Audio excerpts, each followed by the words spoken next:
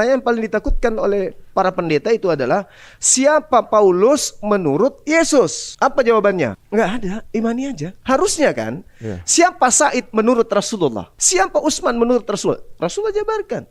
Tapi siapa Paulus menurut Yesus? Nihil. Ini teman-teman pendeta nih, kalau ada yang berani yang bisa menunjukkan. Teman-teman pendeta, kalau ada yang berani bisa menunjukkan. Karena apa? Karena nggak bisa menunjukkan siapa Paulus menurut Yesus. Pertanyaan.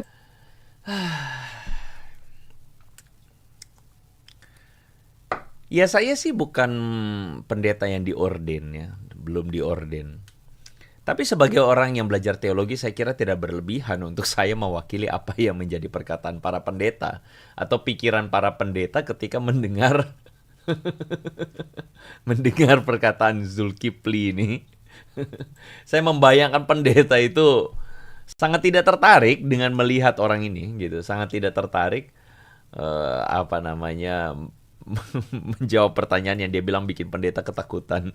Siapa Paulus menurut Yesus? Oke, saya jawabin ya. Jadi orang waras itu akan ngomong begitu. Ngomongnya apa? Kenapa Yesus mesti komen tentang siapa Paulus? Gitu. Kebenaran iman Kristen itu tidak tergantung pada kesaksian Yesus tentang Paulus. Jadi Anda mau buktikan apa? Sebenarnya sekali lagi Kipli ini kan berpikir bahwa karena dogma Kristen diciptakan oleh Paulus, karena itu orang Kristen jangan percaya Paulus. Karena Paulus pun tidak ada dikomenin sama Yesus. Nah, kira-kira begitu logikanya. Nah, jadi maksud saya tuh begini, iman Kristen itu atau dogmatika Kristen itu tidak tergantung pada kesaksian Yesus tentang Paulus. Bahkan dogmatika Kristen itu tidak tergantung pada Paulus. Paulus itu cuma menuliskan tentang ajaran Yesus. Dalam surat-surat pastoralnya kepada jemaat di Roma, di Tesalonika, di Korintus, Efesus, Galatia, surat pastoralnya kepada Timotius, Titus, dan sebagainya, Filemon. Dia menuliskan ajaran Yesus Kristus yang dia cerna, dia sintesiskan dalam tataran pastoral. Dan itu diverifikasi oleh para murid. Begitu jawabannya. Ya. Begitu jawabannya. Jadi ada sebuah kekeliruan yang dipikirkan oleh kaum lompat pagar ini, ya, di mana seakan-akan karena Paulus yang ciptakan dogma agama Kristen, karena Paulus yang ciptakan itu semua dogma, makanya mereka mau bikin Paulus itu sekerdil-kerdilnya. Loh, siapa sih? Saya tidak peduli mau Paulus kerdil kayak Paulus apa, bahkan Paulus bicara dia itu bodoh, tidak elok, ya nggak apa-apa. Apakah pokok dogmatika Kristen, ya, pokok dogmatika Kristen itu kemudian serta-merta hancur karena Paulus katakanlah tidak punya kapasitas atau tidak punya kapabilitas? Begini, mari kita berandai-andai, dan berandai-andai dengan cara adalah perjanjian baru itu kita buang semua tulisannya Paulus. Kita berandai-andai saja. Apakah ketika membuang segala tulisan Paulus, lalu dogmatika Kristen itu hancur? Ini jawaban saya. Perhatikan baik-baik. Dogmatika Kristen yang pertama saya kira adalah Yesus itu Tuhan. Itu dogmatika Kristen. Dalam pandangan dogmatika ini, kalau Anda buang surat-surat Paulus, Anda akan menemukan ayat-ayat yang lain yang juga menjelaskan bahwa Yesus itu Tuhan. Misalnya dalam 2 Petrus pasal 3 ayat 18. Bertumbuhlah dalam kasih karunia dan dalam pengenalan akan Tuhan dan Juru Selamat kita. Siapa Tuhan? Siapa Juru Selamatnya? Yesus Kristus. Bagi siapa? Yesus Kristus. Kemuliaan sekarang dan sampai selama-lamanya. Begini ya. Ini tulisan adalah tulisan Petrus. Tulisan Petrus yang adalah murid Yesus langsung. Kita nggak ngomong Paulus nih. Paulus nggak kita hitung nih tulisannya. Kita nggak hitung ayat-ayatnya Paulus, tapi kita hitung ini Petrus. Petrus mengatakan di sini, Tuhan dan Juru Selamat kita itu Yesus Kristus. Tuhan dan Juru Selamat kita. Baginya kemuliaan. Saya tahu nanti ada yang ngomong teos. Males saya ngomongnya ya. Kalau kita ngomong jelasin ulang-ulang mereka bebal. Udah, jelasin aja. Tuhan dan Juru Selamat kita. Nah ini saya jelasin. Bahkan Petrus menyebutkan bagi Yesus Kristus itu kemuliaan sekarang dan selama-lamanya. Dengarin ini baik-baik. Kalau Yesus adalah manusia biasa dan dia adalah nabi katakanlah, dan Petrus kemudian ngomong bagi Yesus adalah kemuliaan sekarang dan sampai selama-lamanya, Petrus sedang menghujat Tuhan. Kenapa? Karena Petrus menduakan Tuhan, memberikan pujian kepada nabi, kemuliaan sekarang sampai selama-lamanya. Paham Anda? Ini perbuatan yang syirik. Kenapa? Karena dia memberikan pujian, kemuliaan sekarang dan selama-lamanya kepada Yesus yang dalam pandangan bukan Kristen adalah nabi. Anda paham nggak? Kalau Petrus tidak menuhankan Yesus, ini Petrus sedang menghujat Tuhan. Nah, inilah yang teman-teman kita harus pahami bahwa Petrus menuhankan Kristus, menuhankan Yesus, itu jelas dari ayat itu.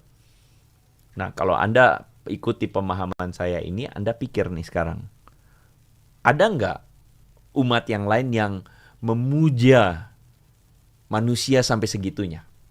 Apakah ada umat yang lain yang memuja manusia biasa sampai setinggi langit, dikatakan sampai disebut sebagai gimana begitu ya? Ada nggak?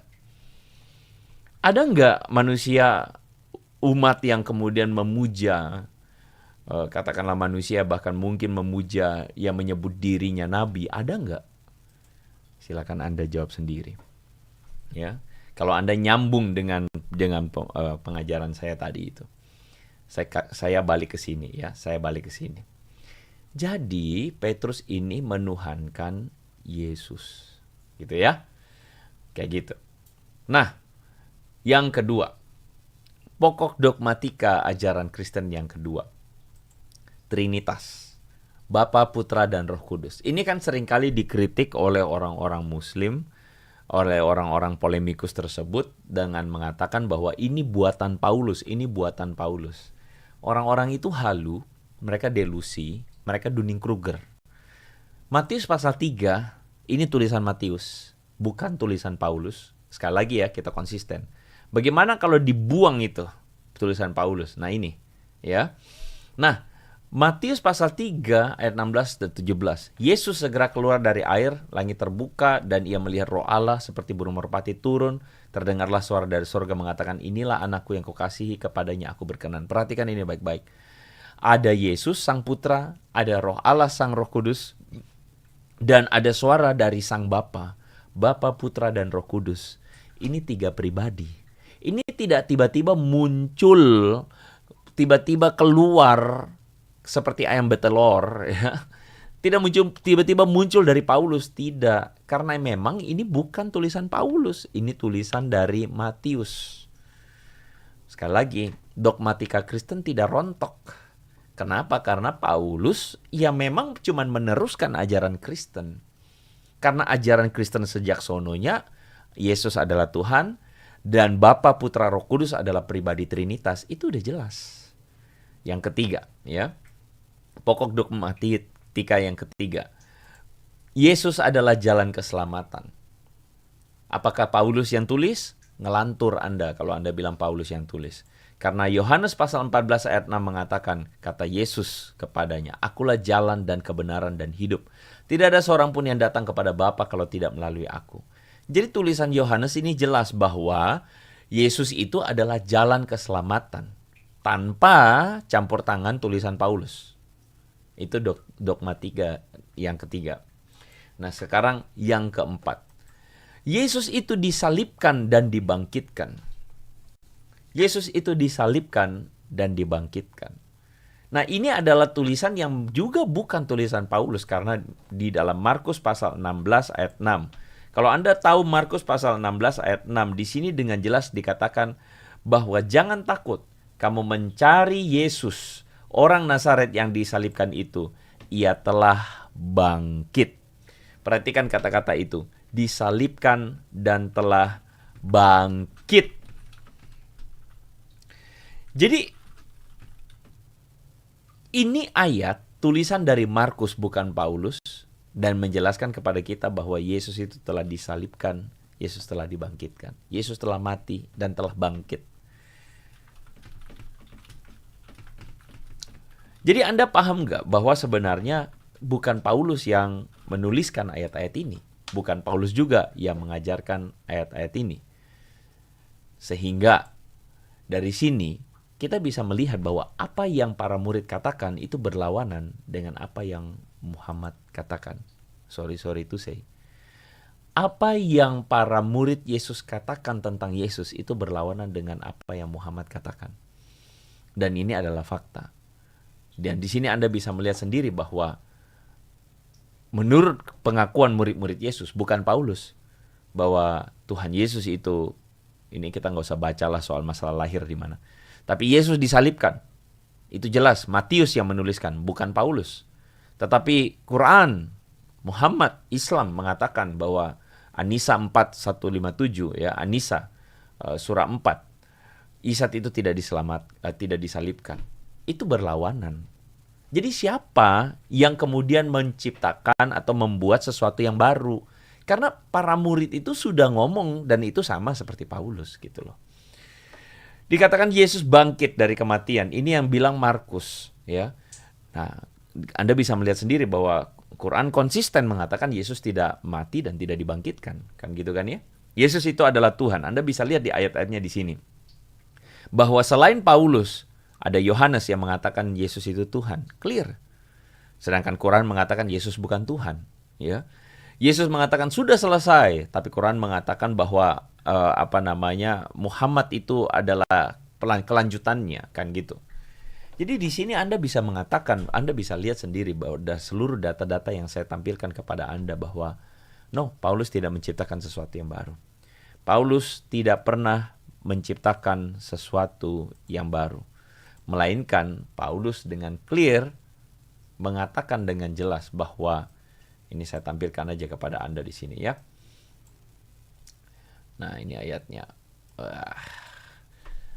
Paulus mengatakan dalam 1 Korintus pasal 11 ayat 22-23, sebab apa yang telah kuteruskan kepadamu telah aku terima dari Tuhan.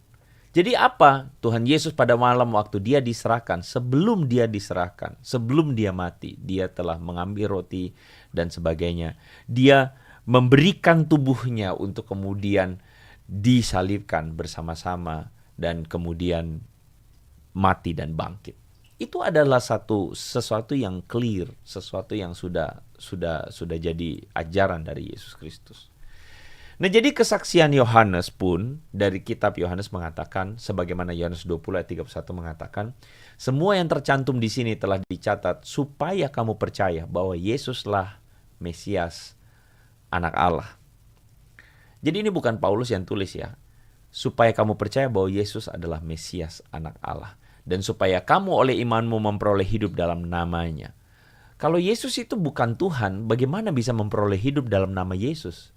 Bahkan kemudian Yohanes 5 ayat 18 memberikan penegasan kepada kita bahwa orang-orang Yahudi lebih berusaha untuk membunuh Yesus. Kenapa? Bukan karena apa? Karena Yesus mengatakan bahwa Allah adalah Bapanya dan dengan demikian menyamakan dirinya dengan Allah.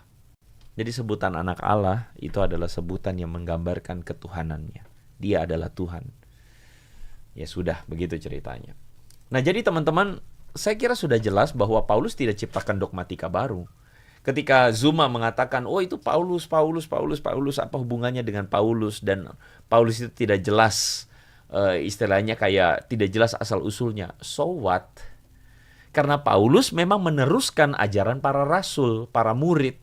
Dan para murid Yesus mengatakan dengan jelas dari 4 poin dogmatika yang saya sudah bagikan tadi setidaknya.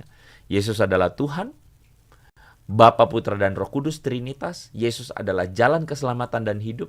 Yesus adalah jalan keselamatan. Dan yang terakhir adalah Yesus itu disalibkan dan dibangkitkan. Sudah. Itu semua ada di dalam kitab-kitab yang lain dan tidak perlu Paulus. Kayak gitu.